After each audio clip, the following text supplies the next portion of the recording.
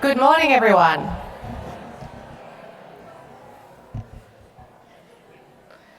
Good morning and welcome to Day 2 of the Ecological Society of Australia's annual conference for 2023. I'd like to start by acknowledging the traditional custodians of the land we're holding our conference on this year, the Larrakia people, and pay my respects to their elders past, present and emerging. And again, say thank you to Auntie B for her welcome to country yesterday and encouraging us all to engage and share in the stories at this conference in honour of our elders and in keeping with the NAIDOC Week theme this year. Our first speaker this morning is keynote presenter Dr. Rachael Marshall, General Manager and Asia Pacific Regional Director with Accounting for Nature. Rachael has nearly 2 decades experience spanning marine ecology research, natural parks management, environmental economics and regulatory reform. Her overarching passion is to apply science, economics and practical thinking to the complex task of restoring biodiversity. Please join me in welcoming Rachael.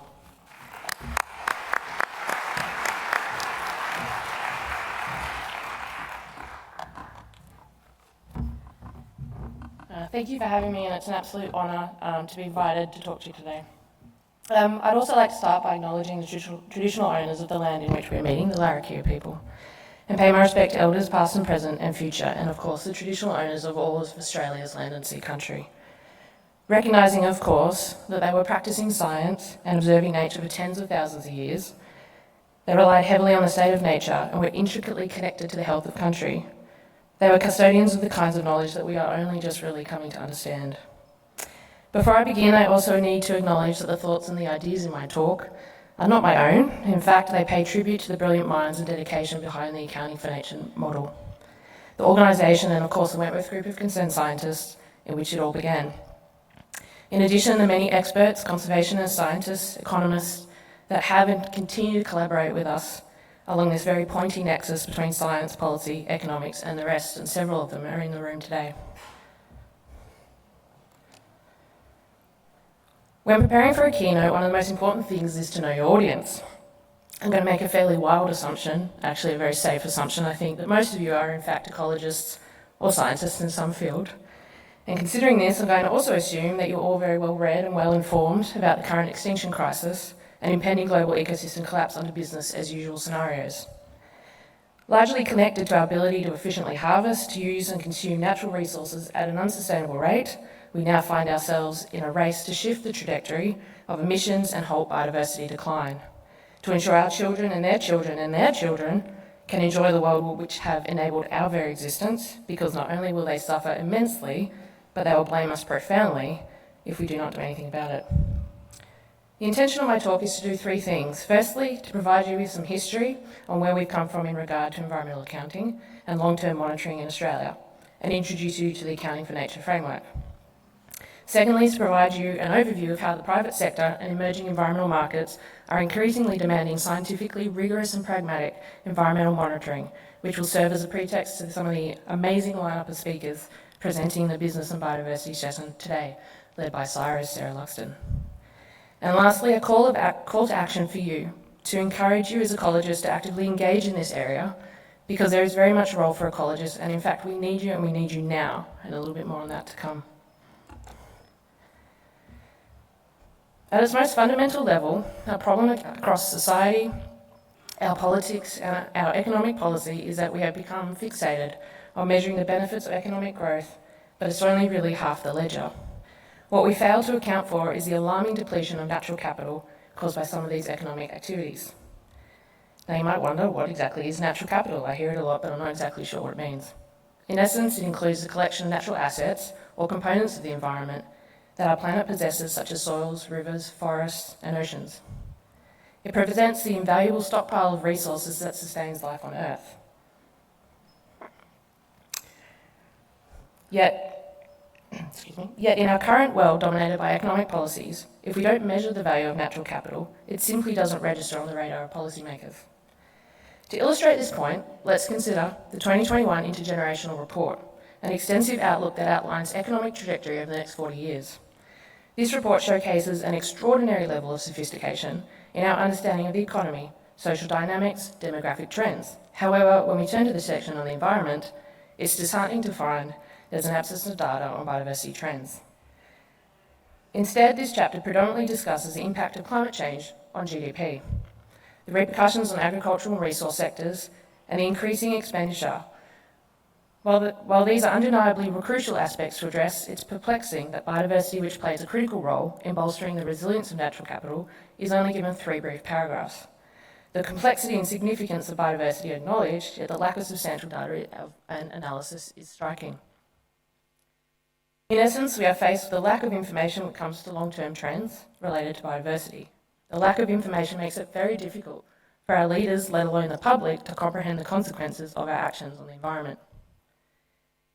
If we are to integrate the management of our environment into everyday economic decisions, we need a consistent, comparable, practical and affordable way of measuring the condition of the environment, which is arguably extremely complex, at all scales at which economic policy and decisions are made. Whether it's Commonwealth investment in ecosystem services, setting targets for investment by natural resource management groups, acquiring and managing environmental flows in the Murray-Darling Basin, down to managing our national parks, Indigenous protected areas and private conservation reserves, even property scale monitoring. There cannot be a more important role for science, yet in this most fundamental of issues, we have not done a very good job. While science is complex, we continue to present it in a manner that confuses even the most qualified experts and then complain that nobody listens or applies our findings. Many attempts have been made over the last 30 years, and even more, through the State of Environment reporting and various other environmental report cards, which have all failed to produce environmental information in a form that can link to economic decisions. Despite decades of science and countless reports still rely on using scales, colours and trends and arrows and words like poor, good or better, or A, B and C. The problem is it's not standardised. It's not comparable between landscapes, systems or scales, and if different methods are applied across time within landscapes and systems, it's extremely difficult, and therefore decision makers can't properly grasp the condition of the environment, the trajectory of change, the ability to set targets and estimate the cost of meeting them, or evaluate the cost effectiveness of investment decisions.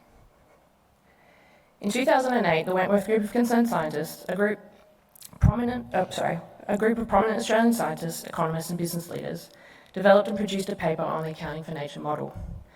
The model's core objective was to establish a practical and affordable and scientifically robust framework that would apply scientific data and information about the biophysical condition of the environment to the creation of environmental accounts. The model was based on 3 key concepts. First, it's not possible to manage the environment if you don't measure its condition. 2, the condition of environmental assets needs to be measured at a scale in which ecological processes operate. And 3, environmental accounts need a common unit of measure, a common currency, that's a twister, for the environment so that we can compare the condition of different assets in different places at different scales using different indicators where appropriate. Accounting for the biophysical condition of the environment must confront 2 problems. First, we do not have, nor will we ever have, enough money to systematically measure everything in nature. And secondly, without a common unit of measure that places complex scientific information into an accounting framework, it is not possible to link the health of the natural environment to economic decision making. Prior to the invention of money, 600 BC, people relied on a barter system of exchange for goods and services. The introduction of money as a universal medium of exchange brought about significant transformation. 2,500 years on, this system, whilst it is not perfect, underpins global economics, policy, and permeates every single aspect of our lives. In order to establish a comprehensive system of environmental condition accounts that can easily communicate with the world of economics and policy, we too need a shared, non-monetary environmental currency that can be universally applied to any environmental asset regardless of its location or scale. The accounting for nature model achieves this through the application of reference condition benchmarking, an approach rooted in scientific principles. The reference condition benchmark is a scientific estimate of the natural potential condition of an ecosystem in the absence of significant human post-industrial alteration, for example, remnant forest or a viable and appropriately abundant species. This allows every environmental asset to be described relative to its undegraded reference condition as an index between 0 and 100. The common unit of measure, the common environmental currency, is called the ECOND, which stands for Environmental Condition Index, and it's an incredibly important metric. Each ECOND is constructed by combining a set of scientifically accredited indicator condition scores, which together provide a way of measuring the condition of an environmental asset. An ECOND is calculated for individual components in each asset, for example, subcatchments of river assets, individual soil classes, or specific types of native vegetation. These components are then combined to generate an overall ECOND for each asset for a particular location appropriate to the scale of the account, whether it's property level, local catchment level, regional, state, or even national. It would be irrational to suggest that every decision maker should establish their own measure of environmental condition. Every individual, every business, every industry sector, and every level of government. Yet that's pretty much what we're doing. Imagine how more difficult our life would be if every transaction of a good or service throughout the economy had to be conducted without a common unit of exchange. Imagine you were a farmer who grows bananas for a living, and you wanted to buy a new tractor, but the dealer would only accept business shirts in exchange for your tractor. If the farmer wanted to buy the new tractor, they would have to find some way of acquiring 750 business shirts. The farmer would have to find someone to exchange the 35,000 bananas for 750 business shirts so they could then go back to the dealer and buy the tractor. Imagine what our national budget papers would have looked like. It sounds absurd, but that is how we have historically been managing our environment. The power of the accounting for nature model is that it places decades of science into an accounting framework. In the same way, monetary currencies convert infinite complexity into an easily understood and usable means of exchange. So too does common unit of measure for the condition of environmental assets. It is important to emphasise that an econ does not imply a monetary value, nor does it describe a desired state. It simply communicates the condition and changing condition of the environment. This gives decision makers a tool which makes it possible to make better decisions, including target setting processes. In 2010, with the financial support of the Ian Potter Foundation, the Wentworth Group partnered with Australia's 56 NRM groups and undertook a 4-year landscape scale proof of concept trial across 4 of these sites, or 4 of these regions. The trial resulted in a revised accounting for nature methodology that was published in 2016, and you can read those reports on the Wentworth Group page. From 2016 to 2018, the Wentworth Group collaborated with 3 private sector companies to test the practical application of the accounting for nature model at a property scale. In December 2018, Accounting for Nature, or as we fondly call it, AFN, was established as an independent, not-for-profit organisation to further develop the framework and supporting standards to enable anyone to measure the condition of the environment in a standardised way that can be applied across scales.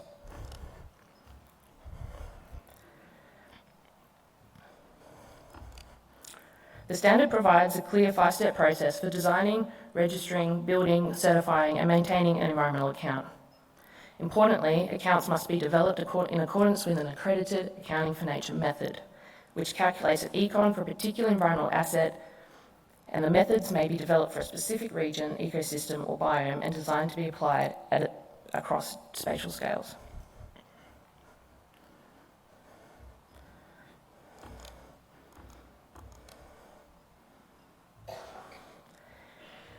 Methods are reviewed by Accounting for Nature's Independent Science Accreditation Committee to ensure that they are scientifically rigorous. The committee is chaired by Mike Grundy, former CSIRO Research Director, and comprises accomplished university professors and CSIRO scientists who are widely recognised and published in their respective fields. Their collective expertise and extensive contributions to scientific knowledge lend credibility to the independent method accreditation process. The AFN team and board are also supported by our Chief Scientist, Professor Hugh Possingham, who provides invaluable inputs into the standard and the framework, ensuring we strike a much-needed balance between rigorous and accurate science and pragmatism. If you listen to any of Hugh's talks recently, he certainly advocates for practical, digestible science. Forgive me, my slides are a little bit all over the place. The accredited methods themselves provide detailed ecological instruction on how to measure environmental condition for a specific environmental or ecosystem asset, including how to stratify the accounting area or the area that you're measuring in assessment units, how much sampling is required within each assessment unit, what indicators to measure and how to measure them, how to define reference benchmarks for environmental assets and specific indicators, and finally, how to score and aggregate the data into that single condition rating, the ECON. The methods are also designed to calculate an ECON at a particular accuracy threshold of 80%, 90%, or 95%. The level of accuracy is informed by the sampling plan and intensity, the indicators, and how each indicator is measured and scored. Accuracy is important as it enables readers to easily assess and compare the robustness of the methods to determine which is the most appropriate for the purpose of the account.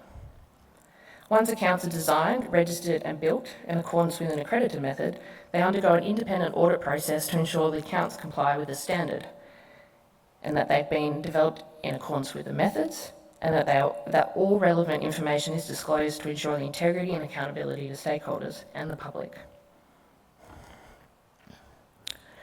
To date, Accounting for Nature has registered 47 accounts, certified 5 accounts covering 6.2 million hectares across Australia, and accredited 21 individual methods across native vegetation, fauna, water and soil, with marine currently under development. We've accredited 89 experts and auditors to assist in the creation and independent review of the accounts and trained over 600 people through workshops and online training. So who's using these accounts? At the core, it comes down to sustainable land management through long-term, consistent and standardised monitoring, where users of the framework can use the information in their environmental accounts to better understand and inform how they manage their environmental assets. Over the past 4 years, we've seen the framework and accounts applied to a wide variety of purposes, and I'll take you through some of those now.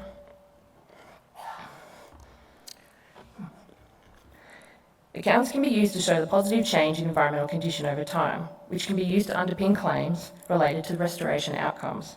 Accounts can also be used to show that specific management activities are having a positive impact on environmental condition where counterfactual analysis is also included in the account. The image on the slide is an example snapshot of information that is contained in the summary report that is provided on our website for each account, with a line chart showing measured econ and future targets set by the account holder. Taking this concept a step further, I want to briefly touch on the term nature positive. Whilst it's not a new term, it's certainly gained a lot of recent global attention. In its simplest form, it means putting an end to biodiversity decline and achieving overall gains in nature. It goes beyond the mere expression of support for nature or reporting activities, and instead, it requires evidence and demonstration of outcomes to prove that there has been a genuine net gain. AFN accounts serve as evidence at an individual asset level, where the initial account establishes that baseline or current state. By measuring the change between the baseline and subsequent measurements of an asset, which occur at a maximum interval of 5 years, using the consistent methods, consistent assessment units, same accuracy and adherence to the same standard, you can have confidence in the econ to demonstrate whether there has been a net gain or net loss in a particular environmental asset.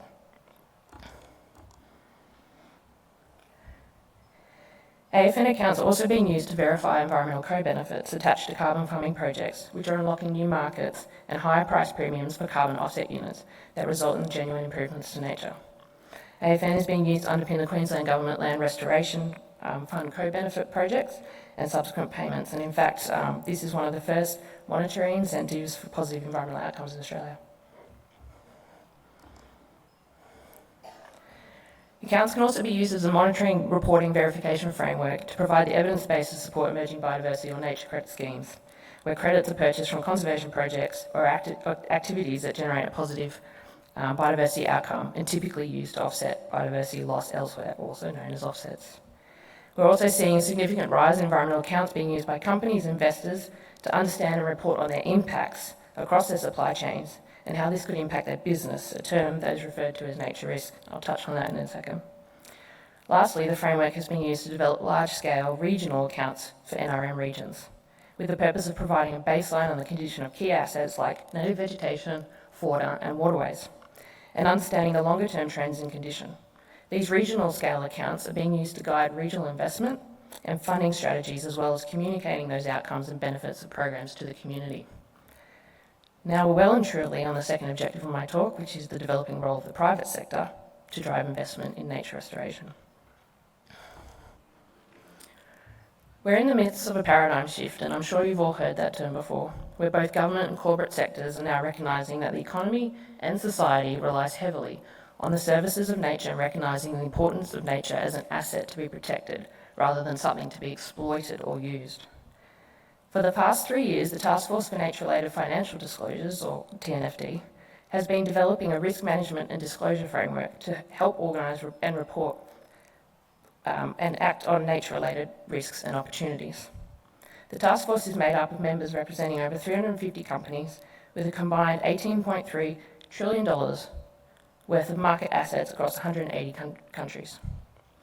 They believe it is in their interest and the interest of nature that nature risks are disclosed. CEOs and board directors across the globe are now sharing the sentiment that if you destroy nature, you will destroy the economy. And my favourite recent quote by Frank Elderson, who's from the European Central Bank: "This is not some kind of flower power tree-hugging exercise. This is core economics. Even if I couldn't care less about the planet, even if I couldn't care less about biodiversity, I would say the exact same things. And when big banks start taking notice, you know movement is afoot globally."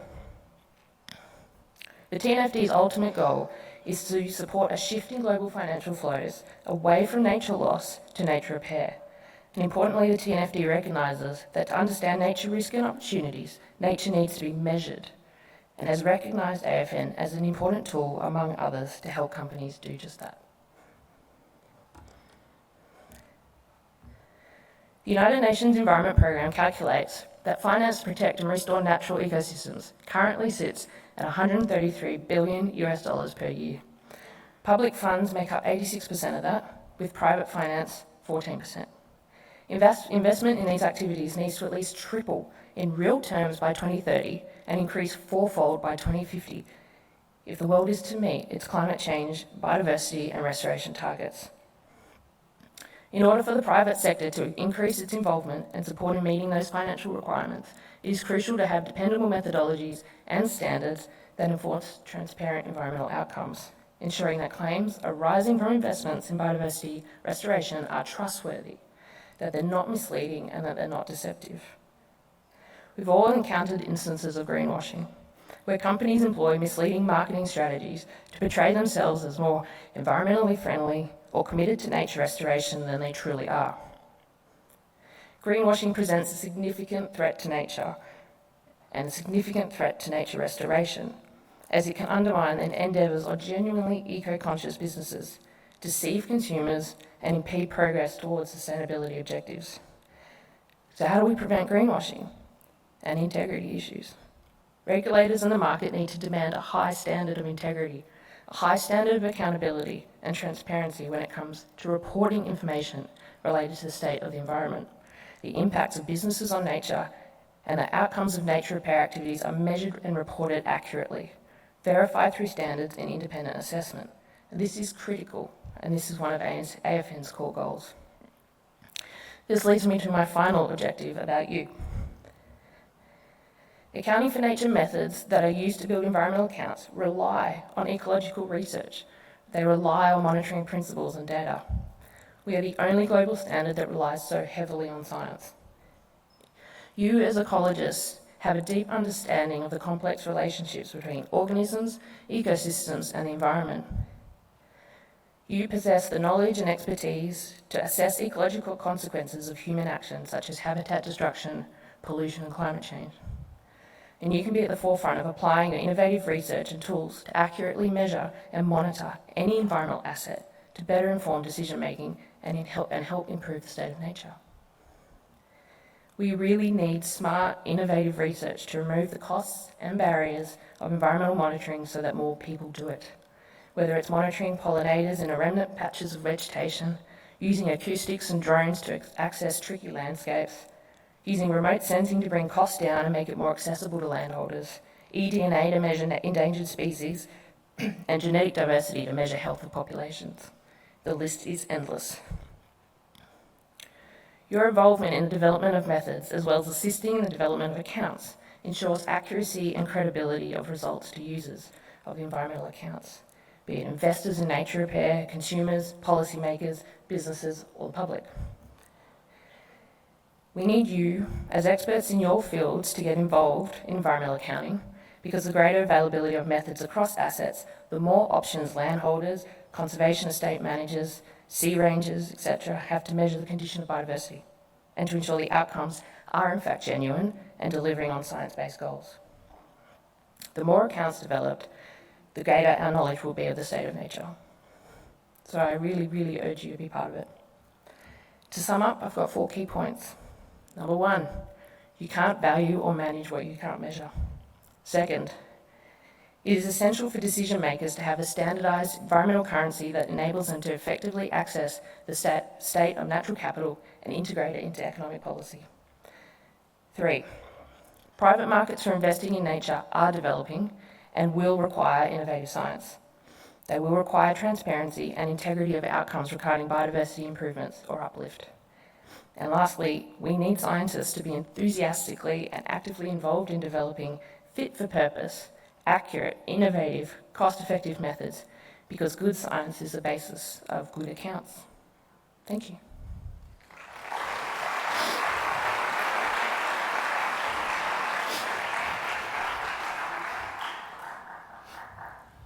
Thank you, Rachael. What a fascinating talk. I've got lots of questions myself, but let's open it up to the floor.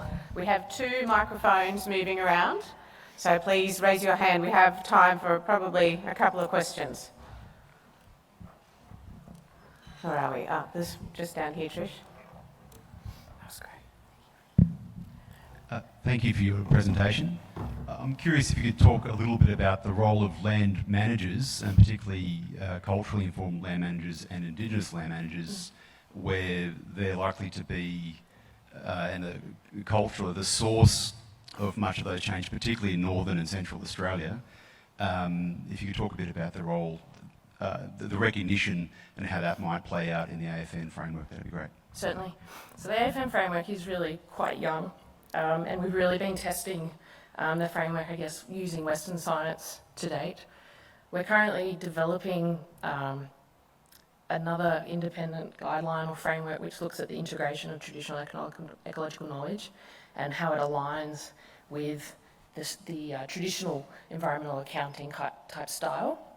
I think it's a really exciting time because it would be wonderful to be able to look at the synergies but also the differences.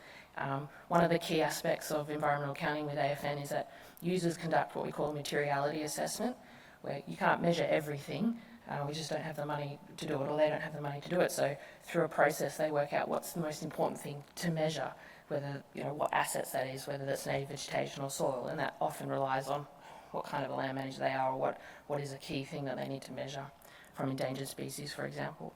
Materiality through the eyes of Indigenous might be quite different, and I think that's a really interesting kind of area that we're starting to get into. So we're currently piloting the framework. Definitely going to be a role in accounting for nature moving forward, but it's a slow process. Thanks. Hi, over here. I was really interested. I love what you're doing. The method seems really robust and great, but what I'm interested in is there's a gap in the loop, and a possible issue if people are self-reporting on their own ability to manage land and may have a vested interest in showing that the condition of their patch has increased. Wouldn't it costs money to do monitoring as well? So researchers don't generally just do monitoring, they generally are doing research. Monitoring is a job. So what if it feels like there needs to be an independent body that audits the condition of... I can answer that question straight away. Sorry if I didn't touch on that very well. So when accounts come into accounting for nature for verification, essentially, depending on what the purpose is of the account, they either go out to independent audit, so an independent assurance, very similar to the CER for carbon, and that is to deal with those issues. And then also we have an internal verification process where we go through the data, we make sure that the data has been calculated in accordance with that specific method, and that the method that they chose aligns with the intent of that account. So as we're going into the growth of the biodiversity markets and all of the questions around integrity and transparency issues, is that there will be a place for those independent assurance, and that if you want to go to market, you'll need to have independent assurance of those accounts. AFN is really grounded by a lot of having independence to a lot of the process, because we are standard setter. We're basically gates that accounts have to go through, and we use an independent scientific advisory committee to assess the methods. We have independent audit, and then finally there's a certification process. And then all the accounts are online. So you can go onto our website, you can click on any certified account, and you can look at the information statement, which goes through why they measured what they measured, how they worked out where their assessment units were, what methods they use, how often they were sampling. All that stuff is visible, because that's really important for accounting for nature, is that everything can be queried. So yeah, definitely a good point. Okay, last question now. Hi, thanks Rachel, that was great. Just a question, I think in one of the areas where you were talking about the measurements, you were talking in terms relative to an undisturbed state. And I'm wondering what that means, and is it in the context of the last 200 years or the last 60,000 years in terms of what the natural state of our bush should look like? Yeah, and it's a really good question, and it could change depending on the asset that you're measuring. So native vegetation, we typically use pre-European, and that's very relevant for Australia, but then if you were to apply the framework over to Europe or England, for example, pre-European is very hard to work out. So we have a couple of ways which reference benchmarks can be developed, and one of the important things about the information statement is it describes how that reference benchmark has been set. So you can set it through mapping tools that are available where it shows pre-European for native vegetation, for example. You can use an undisturbed or a reference site, like a best on offer, that you can also use. So we have different ways of setting a reference benchmark, but the important thing that it has to be described. Yeah. But we can have a chat afterwards if you want to go into more detail. All of this stuff is very clear in our standard as well. So if you have questions for Rachael and you'd like to know more about this fascinating area, there is a biodiversity and business session, symposia being held today, and Rachael's on a panel this afternoon. So please save your questions and go along then and hunt her down. Thanks again, Rachael.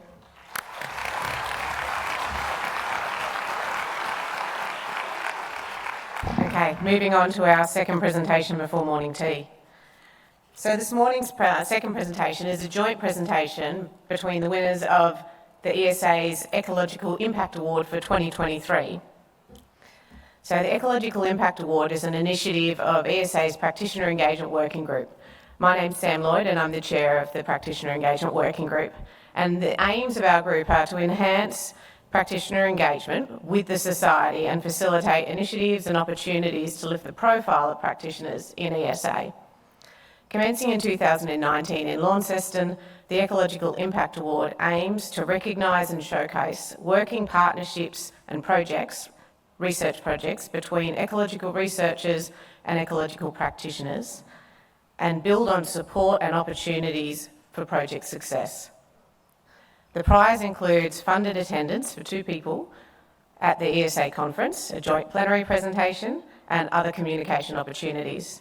Previous winners have been featured in a special edition of the ESA Bulletin in May this year and in ESA's Ecology Matters podcast. Before I invite our winners up to the stage, I'd just quickly like to recognise we've got a highly commended recipients who are not able to join us this year. Kit Prendergast, who's a native bee scientist and ecological consultant, and Alex Devine, who's the Manager of Sustainability, Environment and Waste at the City of Bayswater in WA, for their project Protecting Native Bees in the Burbs in the City of Bayswater. Now I'd like to welcome to the stage the winners of the 2023 Ecological Impact Award, PhD candidate Natasha Harrison from the University of WA, and Peter Lacey, Fauna Conservation Officer with WA's Department of Biodiversity, Conservation and Attractions for their project, Who's Afraid of the Big Bad Wolf? Quantifying Anti-Predator Response in Critically Endangered Woylies.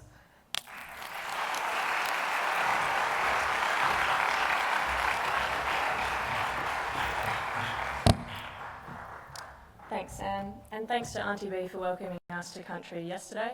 We'd like to acknowledge the traditional custodians of the lands on which we're meeting today, the Larrakia people, and also the traditional custodians of the lands and animals on which this work was conducted, the Kaniang, Minang, Pibbleman and Whadjuk Noongar people.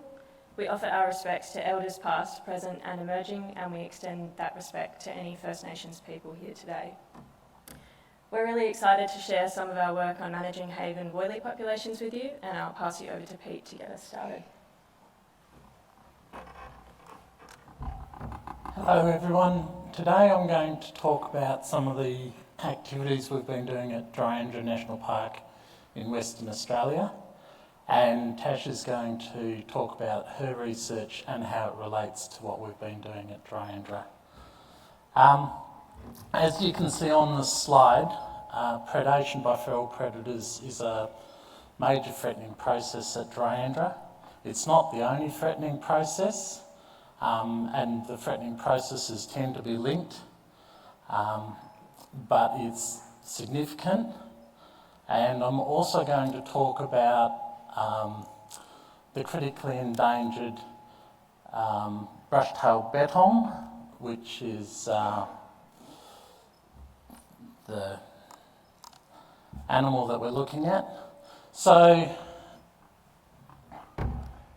after fox baiting occurred in Western Australia, populations of woylies around Dryandra increased significantly, so this is up here, and around the southwestern WA they reached around about 200,000 animals, so there was a massive improvement after fox baiting. However, and as a result of that, the woylie was the first species that was removed from the threatened species list. However, as you can see, it didn't last very long, and in the early 2000s, the woylie population crashed in WA.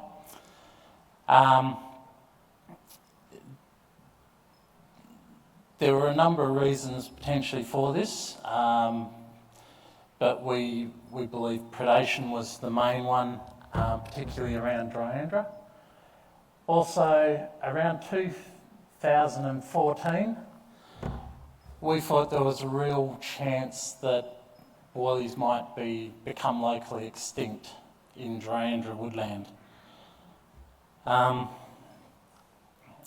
Since 2015, we've also been recording threatened species and predators around Dryandra. We've got a camera network that we've constantly monitored these predators.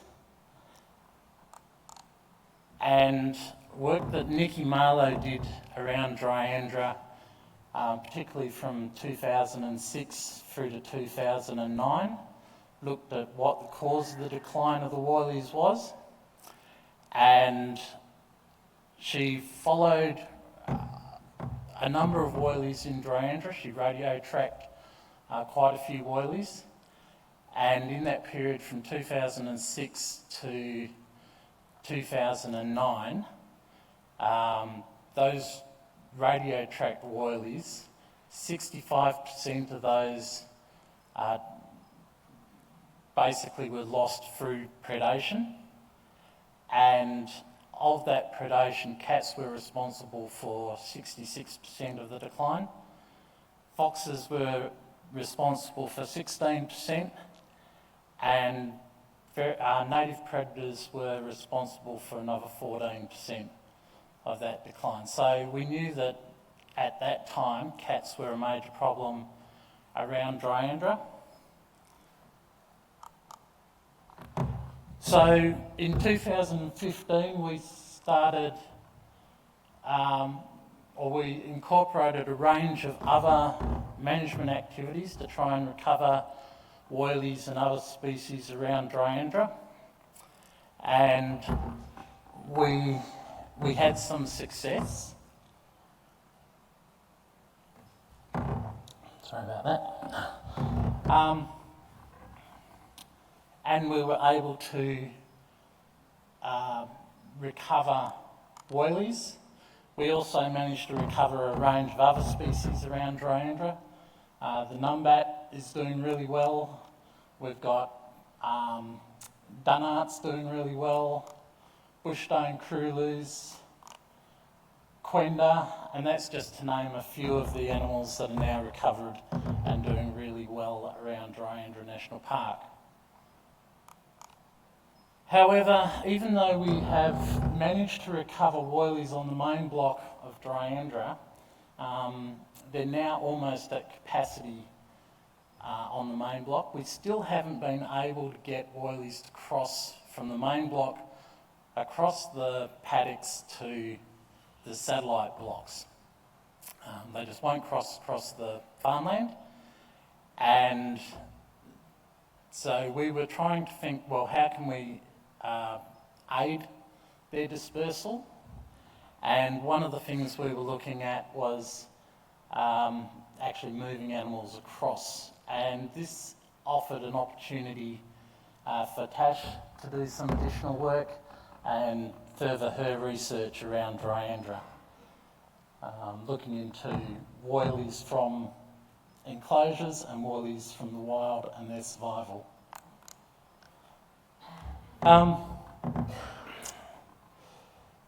Many conservation programs have been looking at fenced enclosures to recover threatened species, and at Dryandra it's also one of the actions that we included in our program.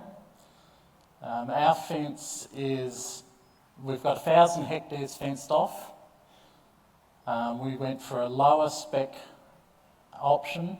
It's basically 1.8 metres high, has an apron on both sides, it's got a floppy top on the outside, and there's no electrics on it. But one thing that's interesting about our enclosure is it has a lot of other native species inside the enclosure as well, including predators. So we have animals like the western quoll inside the enclosure, and or the truditch, depending on what you know it by. And so even with those predators in there, we've managed to keep the population of woylies increasing in Dryandra. Also, some of the animals can come and go in the enclosure, so there's a number that are able to go in and out of the enclosure.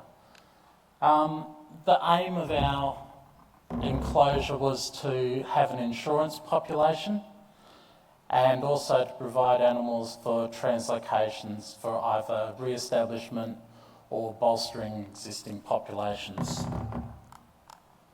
So as I mentioned, the woylies are doing really well inside and outside the enclosure, but management is quite difficult, and the requests for animals that we get from the enclosure or that we get for translocations tend to be a request for wild animals.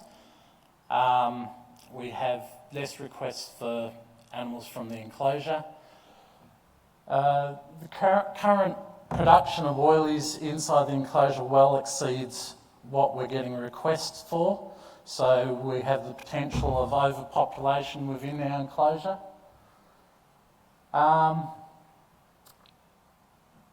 Bolstering genetics is difficult, particularly when you've got very high numbers within the enclosures.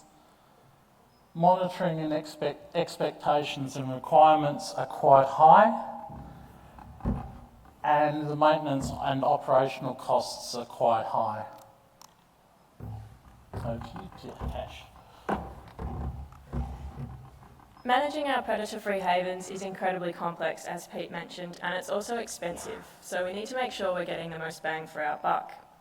At Dryandra, we're now at the stage when we can start to consider reintroducing some of these individuals to areas of their former range, and many havens around Australia might find themselves in the same situation. With foxes and cats posing such a relentless threat to our native mammals, our predator-free havens are an essential part of our conservation management, and they're hugely effective. Our vast network of havens, many of which are pictured here, have secured close to 200 populations of threatened mammals. But despite their successes, evidence is now emerging that in the absence of predators, our haven populations are losing their anti-predator responses. So they're losing the ability to detect and respond appropriately to predators to avoid being eaten. And this could jeopardise these reintroduction prospects. The leading theory as to why these traits are lost is a shift in selection pressure from top down to bottom up. Without predators, resource competition becomes the predominant selection pressure. Individuals who are constantly looking over their shoulder for non-existent predators will be slow to secure food, whereas bold, risk-taking individuals like this bandicoot are more likely to win the competition for resources. And so over time, we find that anti-predator traits such as vigilance and neophobia are actively selected against. This could be detrimental for our haven populations if there are accidental predator incursions inside the haven, and it also has important implications for the reintroduction of these species beyond the fence. With a weakened ability to respond to predators, it's likely that our haven populations will have reduced survival in the wild, and this could jeopardise our reintroduction programs. To ensure that our havens can reach their full potential to benefit mammal conservation, we need an improved conceptual and mechanistic understanding of the loss of anti-predator responses. And the first step towards this goal is to identify populations that are at risk of losing or may have already lost these critical traits. And this brings me to the first study I'd like to share with you today, which was conducted in Perup, Western Australia, where there's another 400-hectare predator-free haven containing woylies. This study was conducted in collaboration with DBCA's Donnelly district, and here we examined 10 years of routine population monitoring data that was conducted on the woylies inside the haven, but also on the adjacent wild populations, which made a unique opportunity for a paired comparison. From this data, we were able to extract behavioural and morphological metrics that represented anti-predator responses and then compare these between the haven and the non-haven populations. Today, I'd like to talk to you about 4 of those, starting with 2 of our behavioural metrics. In many of our marsupial species, when individuals perceive a threat of predation, they have the ability to eject their pouch young as a distraction technique, and we sometimes observe this in our woylies during animal handling from cage trap monitoring. And in these instances, we can assume that these individuals ejecting their young perceive a great risk of predation. We also looked at detection distances, which comes from spotlight monitoring, where an observer will drive slowly down a transect with spotlights to try and detect mammal species using their eye shine. And when they do detect an individual, they record the distance from the vehicle at which the animal was spotted. And here we can assume that individuals who are spotted closer to the vehicle perceive a lower risk of predation because they allow the observer to approach to a closer distance before attempting to flee. Now, in some of our other beton species, we find that larger individuals are better at escaping from predators. So in light of this, we also looked at 2 morphological traits, looking at the weight and the relative pes length, or the hind foot length of our woylies. And here we're assuming that the larger individuals have the anti-predator advantage. So how did they measure up? We found that our havened individuals, shown here in orange, had a lower probability of ejecting their pouch young, and increasingly so with time since havening. And this is telling us that inside the haven, our haven individuals are perceiving a lower risk of predation. Our detection distance results tell a similar story, whereby our haven individuals in orange were detected at shorter distances compared to the non-haven individuals, again telling us that these individuals are perceiving a lower risk of predation.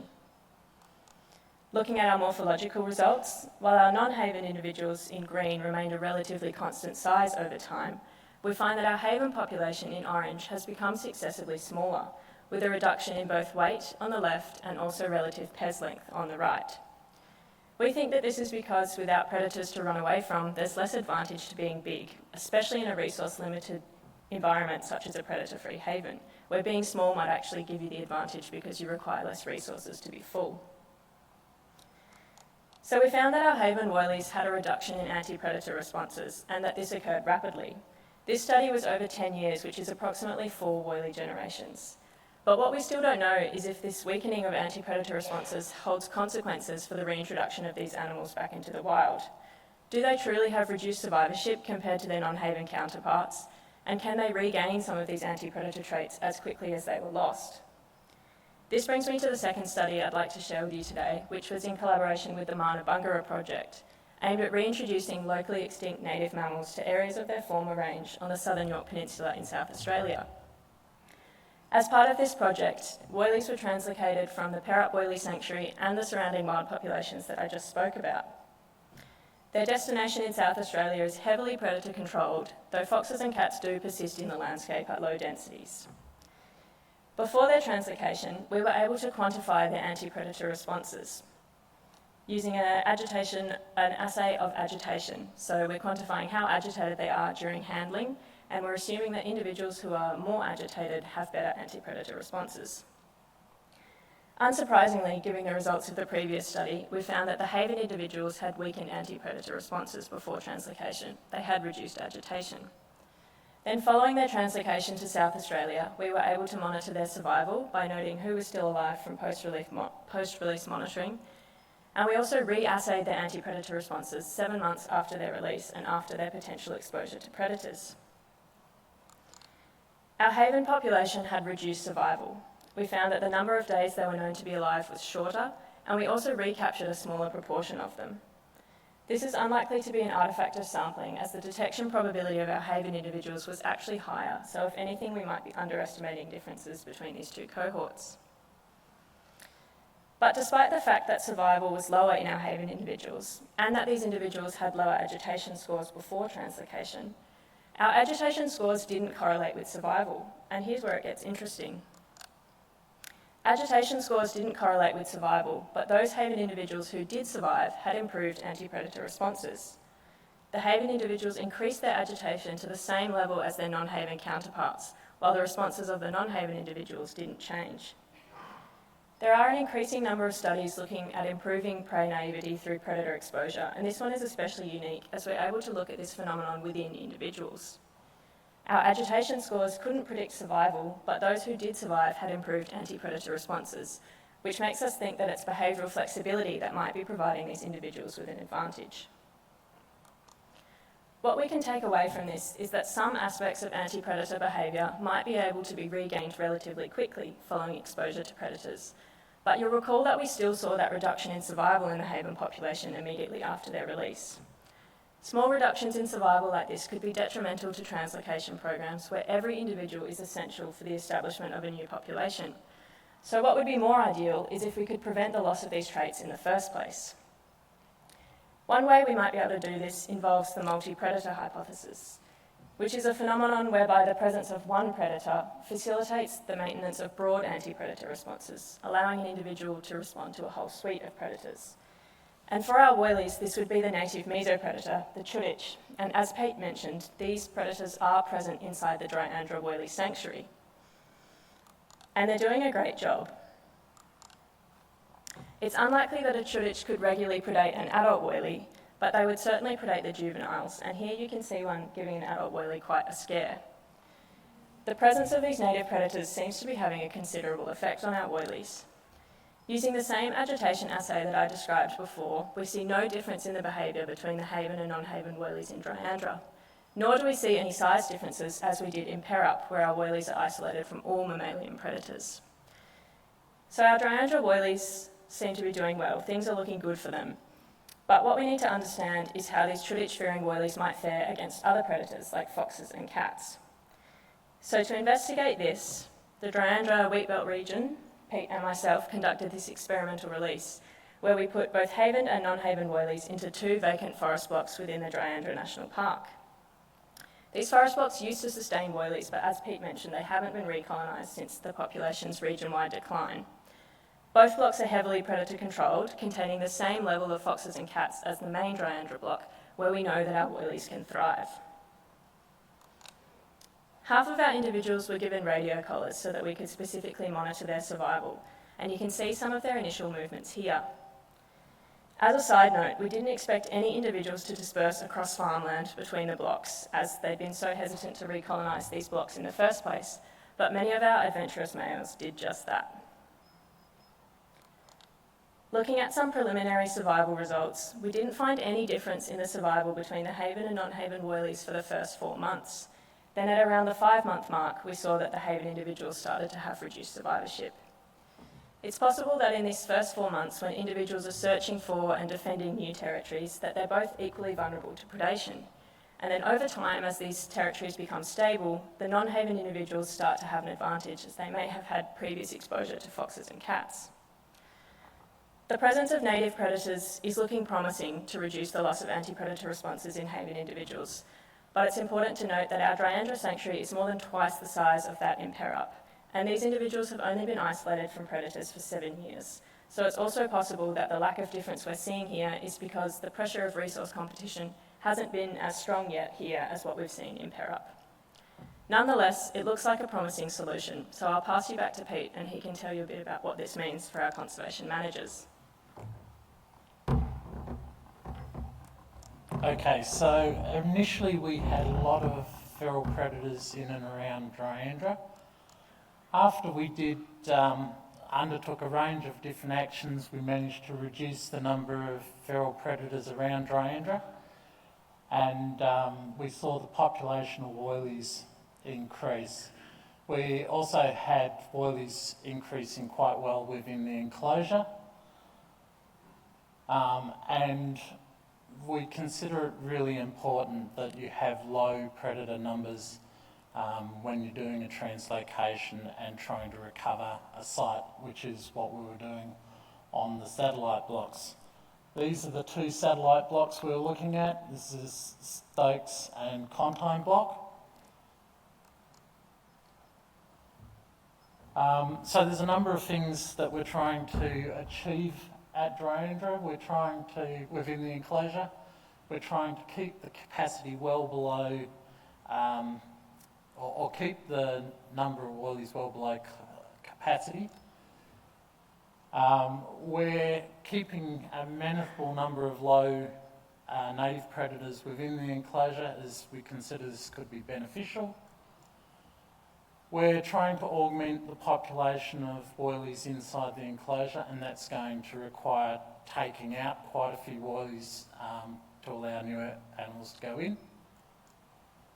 And we're doing effective monitoring. We're going to continue that both within and outside the enclosure.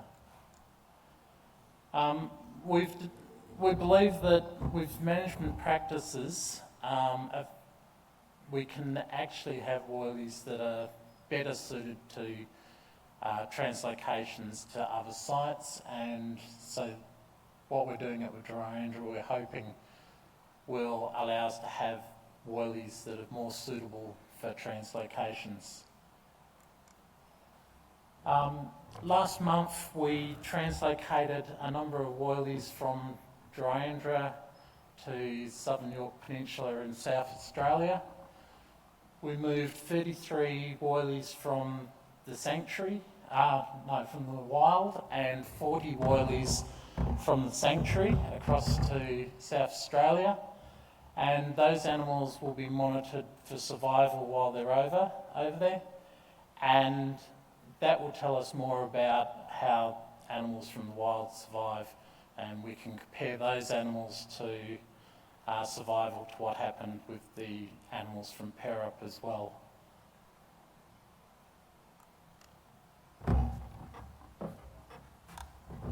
From this project, we're hoping to be able to provide tangible evidence with which to inform strategic conservation management and planning. What we found here is likely to be transferable to other populations of closely related haven mammals. Ultimately, we're hoping to work toward ensuring our havens can reach their full potential in order to get the best conservation benefits for our unique fauna. Our project has been hugely collaborative, so there's a large amount of people that we'd like to thank. My supervisory team, Adrian, Ben and Nikki, the wonderful DVCA staff in both the Wheatbelt region and the Donnelly district, thanks to the Mana Bungara team, our huge army of volunteers, thanks to our generous funders pictured here, and thank you all for listening.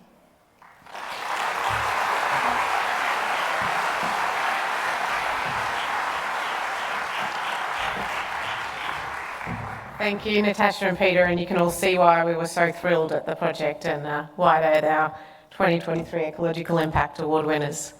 Okay, we've probably only got time for 2 questions, and again we've got a couple of roving mics, so please raise your hand if you have any questions you'd like to ask.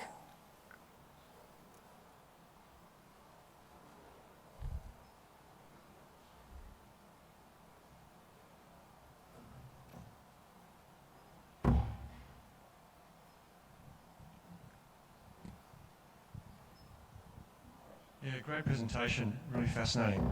In one of your slides where you demonstrated that you had a deviation in body size between the enclosure and non-enclosure animals, I couldn't help but noticing that you, despite the significant difference, you still had a decline in the non-enclosure animals. Do you care to comment on what might be going on there? Yeah, well done for picking up on that. We did have a decline in the non-haven animals as well. We haven't been able to disentangle what this might represent, but we were wondering if it's to do with predator densities. So what we're hoping to explore next is how different populations act on a gradient of predation densities to see if that might be one of the causes. Really great talk. It was awesome. Have you looked at the habitat complexity between the different sites that they're kind of being translocated to? Is there much difference between the sites, or are they very similar? So our translocation that went to South Australia, the habitats are completely different. They've gone from a jarrah forest in southwest WA to a coastal heathland in South Australia. So it was great that we were able to take both haven and non-haven woolies there. So the non-haven woolies acted as a bit of a control. And then with our experimental release in Dryandra, it's all part of the same national park, so the bushland's very similar between the two blocks. Yep. And the animals going from Dryandra to South Australia, the vegetation type is quite different there as well. So in Dryandra, it's Wandoo woodland. It's a bit more open than the jarrah forest at Perup, but there's more similarities between Dryandra and Perup than there are between those two sites in South Australia. Thanks, guys. And we're hosting the Practitioner Engagement Symposia after morning tea, which Natasha and Peter will be at, and they're available at today and are here all week if you have any more questions. So please join me in thanking them again for their wonderful presentation.